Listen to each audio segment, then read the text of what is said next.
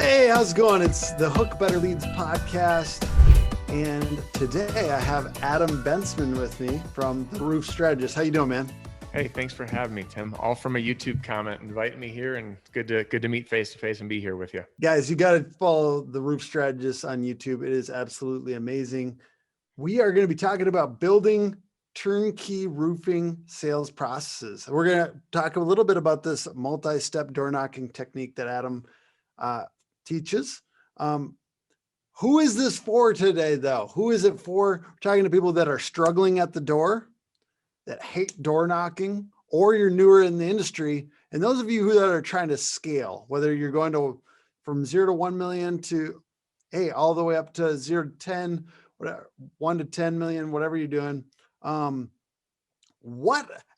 if you can knock on a door, brother, if you can knock on a door, if you can do these pitches, if you can do it decently, I should say, what is available to you in this world?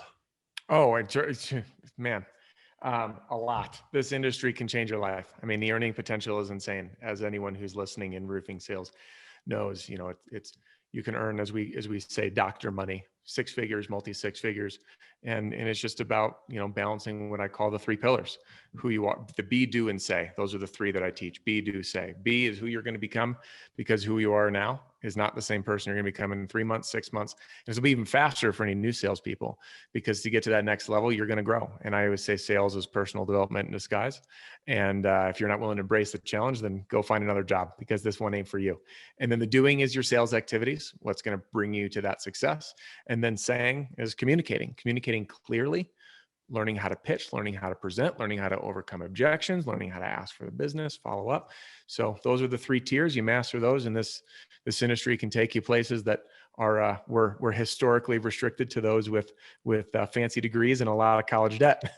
I love it. Okay, so we're going to kind of go clouds and dirt here. We're going to do the dirt of what are the specific strategies that actually work today. And then clouds, I'd say we've got people listening to this podcast that are running companies. Maybe they know how to do some of this stuff, but they don't know how to scale it into a team. So we're going to kind of go back and forth between those 2 things. You teach, you have courses and things available.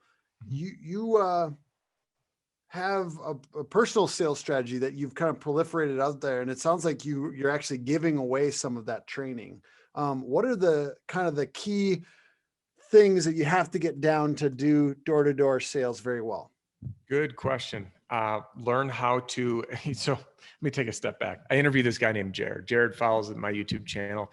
He reached out to me. He says, dude, I got into roofing sales, bought your marketing battle pack, followed your strategies. First year in sales, did 1.3 million, which, by the way, is great numbers, especially for a rookie. And he started late. This was like 1.3 million and not even a full calendar year. And he said this to me, and I never even thought about it. He goes, I realize I'm getting paid to have awkward conversations. So when you learn to embrace the discomfort, when you learn to face these challenges of getting no's, getting rejected at the door, and having the right mindset to brush it off. I have a little story. It was an old Chinese proverb to help with motivation, which I can share later if anyone's interested. And then the other piece is just knowing the easy way to start conversations. And this is the Achilles heel for salespeople. It's the hardest thing to teach. How do you have confidence going up to a door? Well, door scripts are garbage. Anyone that's using scripts, rip them up, throw them out right now. They're a good learning tool. The application in the field is trash, because people sound like a robot, and a canned pitch doesn't work for every scenario. So learning I teach formulas, and we can talk about my slap canvassing formula, but having the right approach. The slap. Let's do it. Talk us through what is slap. So the slap canvassing formula is a framework that I've created to start conversations at the door. And it will help you have this really big mindset shift of, I'm not here to sell anything. First, I'm here to, 1, start a conversation, and then 2, find out if I can help. After that, you can then do your presentation, your pitch to get up on the roof or whatever it is. How this came to me was, no joke, 4 a.m, I shoot out of bed, and I was thinking of all these different ways I was making sales. I'm like, how do I teach people to do this? It came naturally. I kind of figured it out, and I literally ran into my office on my whiteboard, and I wrote down the word slap. And this is what it stands for. S, say hi and break the ice. L, Let them know why you're there and make it really familiar and relevant to their neighborhood. A, ask an open-ended question. For anyone listening, an open-ended question requires thought. What did you have for lunch today? That's an open-ended question. You're going to have to tell me what it was that you ate. There's options. You're thinking, right? What did I have for lunch? I don't even remember. It was 2 hours ago, right? Versus, did you enjoy your lunch? That's a closed-ended question. Yes or no. So I want to ask an open-ended question because it's much harder for someone to reject me. And the information they give me will lead me to the P of SLAP, which is simple. Present to their answer. Because that open-ended question, I'll give you 3 of them in a minute, will kind of break the ice, and it will facilitate a question where people don't feel like you're there to sell them anything. So many of these canned pitches and door-to-door training just go in for the kill. It's like going in for the jugular right away. And I've had people that have adopted this strategy who used to go 50 doors to a no, who are going 3 out of 4 doors to get inspections and then at least be able to get in to present. So it's a big, big shift. And it also takes the sting out of what we don't like in door-to-door is this stigma of being a door-to-door salesman. And you really aren't. You're there to find out if you can help and provide service. So I'll come up for air because I get excited about this stuff. I think that that's the biggest thing. I am fascinated by people that are able to do this and do it day in and day out. The biggest thing is the scary, all the scary no's that you get. So this SLAP formula, by the way, works for both storm damage sales, hail, wind, hurricane, works for retail, doesn't matter. I want to give you some examples of both. So let's say I show up and we got different scenarios. And that's when we talk about multi-touch marketing is leveraging your customer touch points. And I've identified what I have numbered as 25 sales opportunities from a single customer.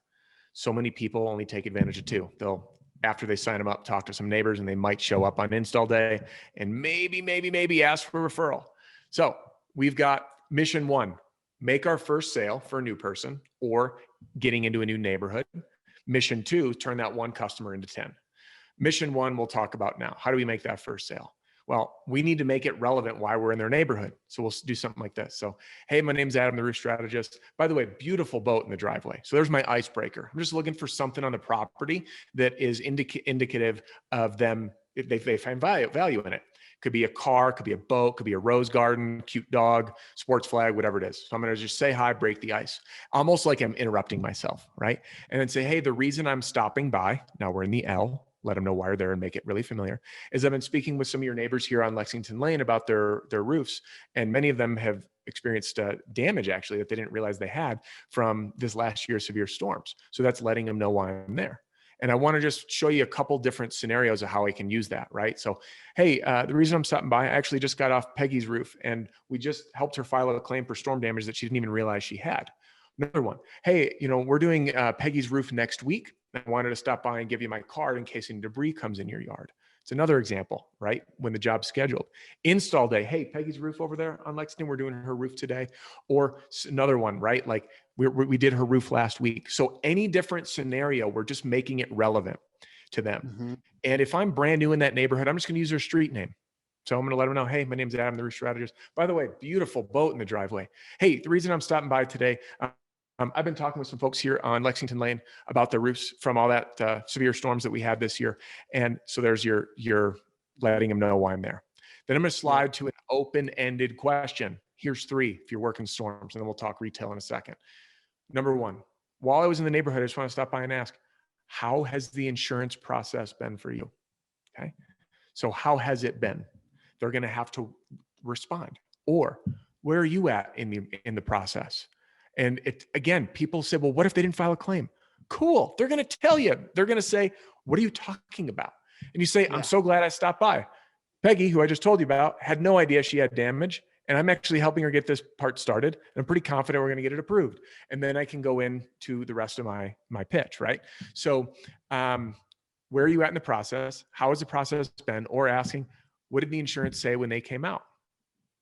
They're going to tell you. They either they had a partial payment, they had a denial, they approved it, they're waiting on a check, they're ready to pick a contractor, or they look at you like a deer in the headlights. But either way of those scenarios, you know how to present to them. If they say, what are you talking about? Say, I'm really glad I stopped by. Peggy had no idea that she had damage either. So what I'd love to do for you, and then I use a negative agreement. So I'm looking to get a no, because that's what people want to say if you're on their door. No, that gives them control. So I'm going to ask a question that leads to a no, but they're actually agreeing with me. It's a negative agreement. So it goes like this. So, hey, Peggy had no idea that she had damage. Hey, do you have any objection if I hop up on your roof, take some photos, videos, and I'll show you what I find? No, I don't have any objection to that. That's what homeowners say. And all of a sudden you put their guard down, you're asking for a no, which actually means yes. And boom, what did you want to do when you got there anyway? Get up on the roof. So there's one scenario, and if they had it, you just got Peggy approved with her insurance, whatever the case may be, you can plug and play. That's the beauty of a formula into that SLAP method. And if they have a check in hand, the insurance already wrote them a check. Boom. You're like, oh, great. I'm so glad I'm here. Here's how I can help. And then you just present to that. So it allows you to custom tailor it as opposed to just showing up saying, hey, can I do an inspection on your roof? We're doing complimentary inspections. And it's like, we don't know if they need it. And then retail is no different. The open-ended question I ask is, when was the last time you had your roof inspected and routine maintenance conducted? And a homeowner will look at you like a deer in the headlights because they don't remember the last time they got up on the roof, and they say routine maintenance. Well, yeah, sometimes some simple sealant is going to extend the lifespan of the roof and keep things from happening. It needs to be done, recommended every 6 months. While I'm here, do you have any objection if I hop up on your roof for a complimentary inspection and I'll show you what I find? And they're going to say, oh, no, I have no objection. And you'll be amazed that other one-liner, I've had raving feedback on people making that switch. So anyway, that's the SLAP formula in a SLAP second. That is, dude, you're a machine. That is brilliant and awesome. Okay. So before we get to scaling this out to teams, because I think that that's something, you consult with businesses that are doing, even tens of millions of dollars of revenue and help them scale this out. Before we get into that, let's do a little bit of mindset stuff, because like I said, as an outsider, maybe I have a stupid question here. I don't know, but as an outsider, this is going to wear on you. And you still get no's, right? It's a good amount of no's. It's a good amount of get through that. Yeah. And I've done cold calling. That's the closest thing I've done, cold calling. And then there's a lot of negativity, right? There's people that get mad. They don't like you interrupting their day or whatever. So give us like 3 minutes on just like mindset going into this, and how do you overcome that resistance in ourselves that naturally don't want to put ourselves in a position to have friction? Sure. That's an awesome question. There's a few things I can touch on this. And by the way, the SLAP formula works incredibly well for cold calling. So if you layer that in as well, it's the same thing. You have a relevant reason and you just ask a question. You're not going into it. But anyway, that's aside. So mindset. There's the ancient Chinese, I believe it was Chinese proverb that really resonated with me. So we'll tell the story first because you'll see how this links together. So this guy's in a canoe and he's paddling upriver.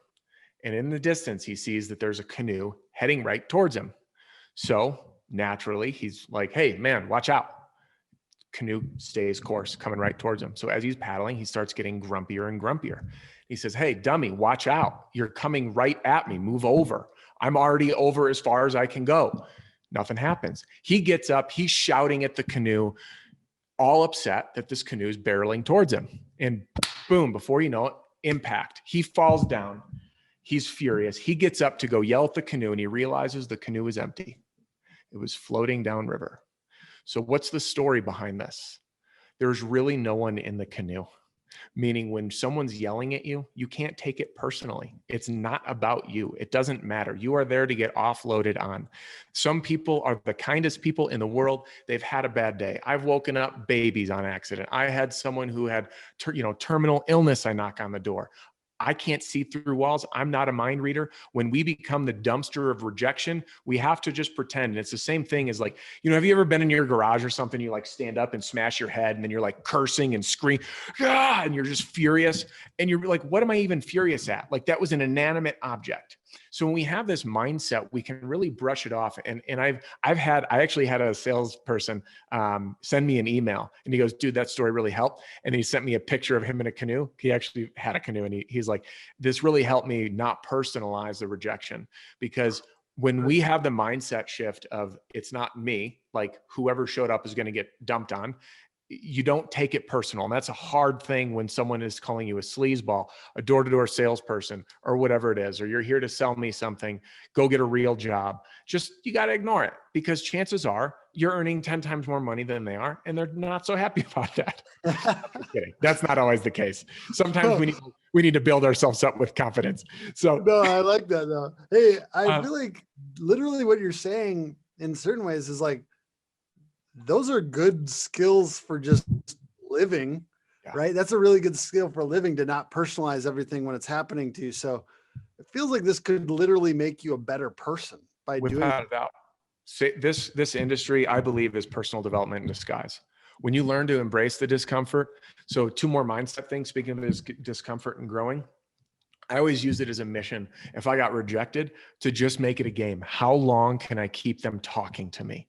And as I did that, like this guy Jared said, you're just in these awkward conversations, but it becomes easier. And then instead of with fear, and I use the analogy of dogs a lot, and it's not to say that we're dogs, is that many of us have dogs and can relate. My dog, her name's Maddie, was a rescue. She didn't look at me for 3 weeks. She had no nails, because when she was outside, she would crawl. If I threw a ball for my other dog, she would hit the deck. She was severely abused to beyond belief. I mean, this dog is traumatized. The only way to get past fear, I actually brought my dog in for this video, is to face it. The minute that we cower and turn away with rejection, we bow to fear and we say, you're right, you're keeping me safe, because this is how we're wired as humans. Everything we do and engage in our world is in response to survival. It's a survival mechanism.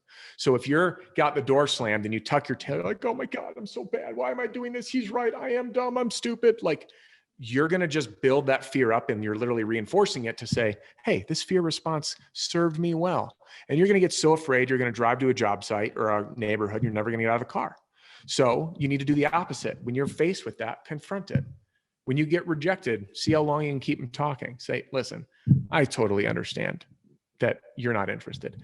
I just want to say one thing. I'm not here to sell you anything. Of course, I work for this company, but I don't know if I can even help you. My mission is to find out if I can help. And if I can, I'm going to tell you exactly what I think will be best for you, whether it's with me or someone else. So that'd be just another way to just kind of step into the discomfort. So having that mindset. Really good, dude. That works in our industry too, with the marketing agency thing. We always talk about it, whether it's with us or somebody else. Obviously, and this is the way I think of it, is like, and I'm not a roofing sales guy, but like, us or another reputable contractor, a well-reviewed contractor, somebody, you know what I mean? Like, using the language of well-reviewed, reputable, you're a smart homeowner, make sure you do the smart thing, whether it's with us or somebody else. I think that's a really good tone. It's powerful. It's the illusion of control. You're giving them choice, and then you're showing why you should be a good choice. And that makes them feel like they're making a choice and not being pushed into a sale. So that whole piece. And then the final thing is just mindset. When you can approach a door knowing that you're not there to sell anything, you are there to find out if you can help. I don't care who says every homeowner's a potential customer to me. No, you need to get your head on straight. There are customers I would walk out the door. We call them the Walmart mentality. Price is it.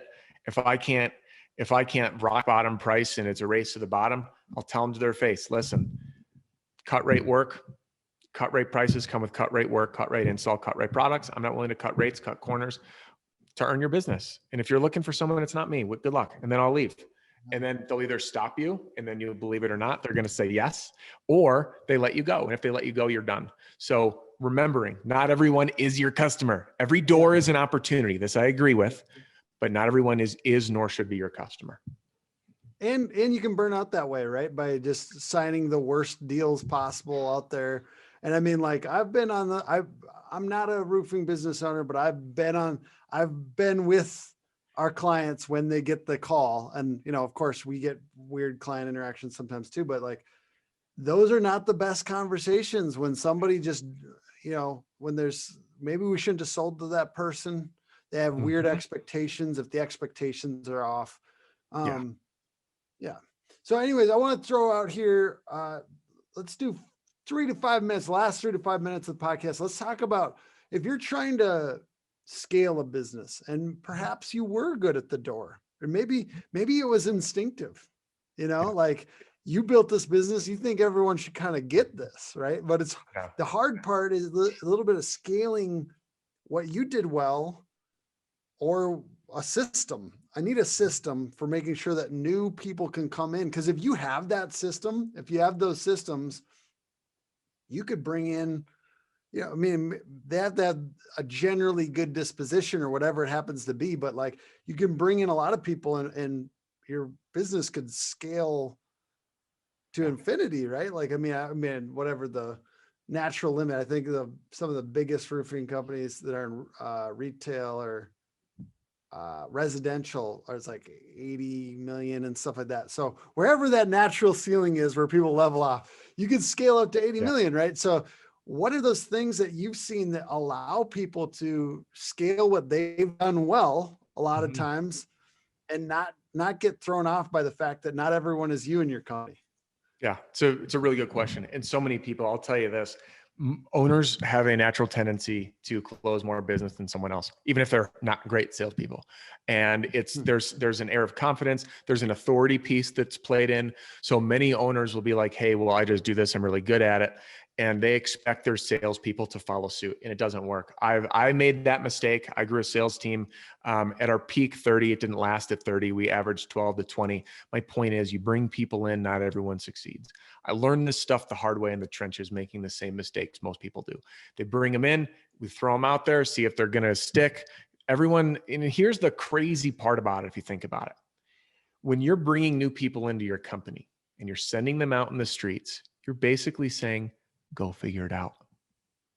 Here's some basic training. Go figure it out. Well, what if you knew the best way to make sales? What if you knew that it was truly, in my opinion, a formula? And if it is a formula, give it to them. Because instead of them trying to figure it out, you're handicapping yourself, you're increasing your turnover. You instead give them the keys to success. It's the same thing with real estate companies and these giant brokerages. They're like, hey, come on board. I'm going to give you the platform and support and everything you need to rock it. And then your top producers grow. So I look at roofing sales as a true success formula. And I'll use the example of weight loss. Eat this, work out, results happen. Very few people will argue me on that unless they have some sort of underlying crazy health condition. Most companies aren't doing this. They're like, go figure it out. And sales reps work hard and put in the hours. Well, it's like, and I used this analogy with you before we started filming, Tim, was if I'm out there in the gym for 2 hours doing bicep curls, you can't argue my work, how hard I'm working, or the time. I just happen to be doing really silly things that aren't going to produce the results if I want a six pack and I'm doing bicep curls. So what I've done is found a path to help people be successful. I know as running a team, it's very challenging to manage personalities because salespeople have different personality types and different needs. And managing those needs will kill you. Trust me. You must manage the activities. So if I can give them the proper sales activities to do, assuming they're the right role, which I teach 5 profile traits to identify: hustler, thick-skinned, persuasive, persistent, and confident. And I teach an interview tactic to draw those out. That's just basically getting them to tell me stories as I look and dissect. Can you say those one more time? Yeah. Hustler, thick-skinned, persuasive, persistent, and confident. So I got a wonky pinky. Good, man. That's good. That's good for all employees, really. Yeah. If they don't have all 5 of those, especially in this business, I guarantee they will fail. So I'm asking, I would just want them to tell me stories about their past. And I'm looking, yes or no, do they have these? Because with the right person in this position, the chances of success skyrocket. So you're going to drop the retention. Chances of success go way up. Then you just give them the right keys. So I teach a multi-touch approach, as I call it, multi-touch, to canvas, to go from that cold door knocking where you're showing up saying like, hey, I'm here. And the customer's like, who are you? To then what I call warm door knocking. You've been there multiple times. You're in the same neighborhood. If no one's home, you leave a letter at the door. I teach everything. I actually have a sample one here on plain paper. If this was left on your door, are you going to open it? If that had your address and it was a plain piece of paper. Now, most roofing companies are doing these over-designed door hangers, and it's like a roof, free inspection, free estimate, better products, better warranty, BBB certified, been in business for 20 years, blah, blah, blah. It's the same boring freaking value prop. No way. Yeah. Exactly. So they see it, decision tree, marketing material, trash. Leave this on their door. They're like, huh, so at least they open it. I skipped the trash. For the people that are, for the people that aren't watching, it's just the number of the ad. It's basically just the address. I think like it comes, like the principles are the kind of similar in website design too. Is like those flashy header carousels. It feels like a commercial. It's like an ad, right? Like versus like you want it to feel like content. So what I feel like you're saying is like this feels like content to them. Like they need to read what's inside because there's content versus like if you lead with I'm an ad, you know, like then I could just dispose of that because I dispose of all advertisements that I didn't ask for. Exactly. And I'll go one step further. Instead of content, it's a conversation. Because it is a conversation. That's good. And you'll That's see. really good. So on the other side, by the way, this is just examples I have here. So one for anyone that's listening, plain piece of paper, folded up, no company logos. Your company info's on there, but they're going to be curious. Curiosity is a strong pull we can't fight. So if I wrote your address on a plain piece of paper and stuck it on your door, you're going to look at it. Or if I wrote stopped by ... on the backside and folded it, you're going to at least open it. And then a strong headline, little blue squigglies. I read it like a letter. I want them to read it. So I'll leave this at the door. And then I also send it in the mail. So next time I show up, I use that slap form. Hey, my name's Adam. By the way, beautiful boat in the driveway. Hey, the reason I'm stopping by, I actually came by last week and I left a letter at your door and I sent you a letter in the mail. And while I was in the neighborhood, I just want to stop by. Here's my open-ended question.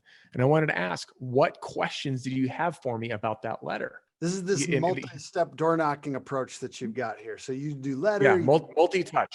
Yeah, multi-touch, excuse me. Is you're basically saying they're much more likely to engage you at that point if they recognize. Exactly. I'll explain why. So sales guy, his name's William, sends me a text message. It's a Saturday. Says, you just made me $5,000 today. So I said, okay, you got my attention. What happened? He goes, so I worked multi-touch. I got a call off a letter because people do call off these. Those leads that come in are as hot as they get. They're targeted, by the way. There's hand addressed, hand stamped. So here's a sample. And gets a call, signs the guy up, goes next door, use that slap formula to ask about the letter. Woman says, I'm so glad that you stopped by. I set your letter out.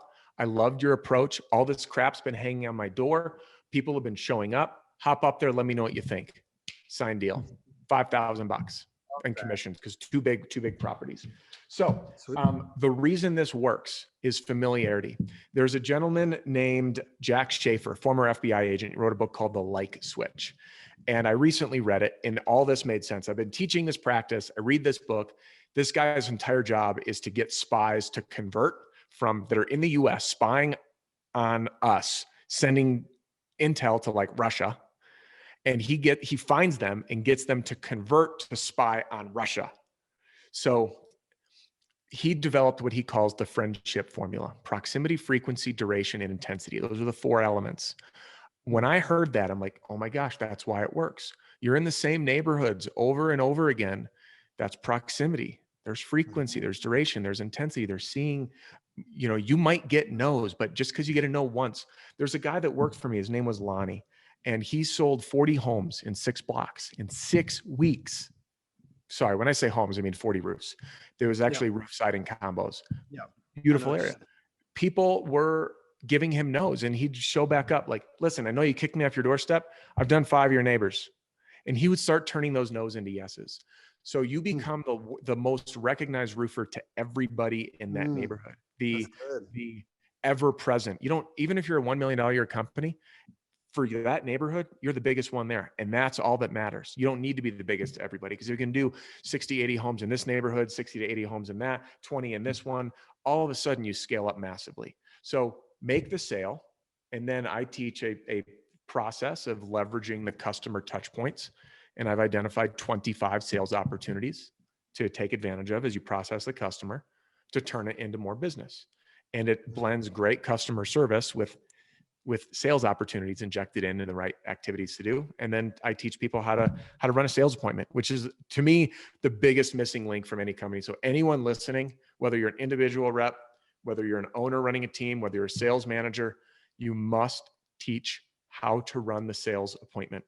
Critical mistakes happen. I've been a silent observer of sales appointments, watching the sales rep and the homeowner, seeing the body language cues. And that was probably the most valuable opportunity I've ever had because I get to see what lots of people do and how they react. And that's when you can plug the holes and create a system that avoids those mistakes from happening. It will lead to high sales. You got me, man. How do I get started? Like where do I go next if I'm sold on this idea? I want to get the roof strategist way. How do I get it into this? Awesome. Great question. So I'm going to do the opposite thing as what a salesperson should do and tell you first, make sure my style works.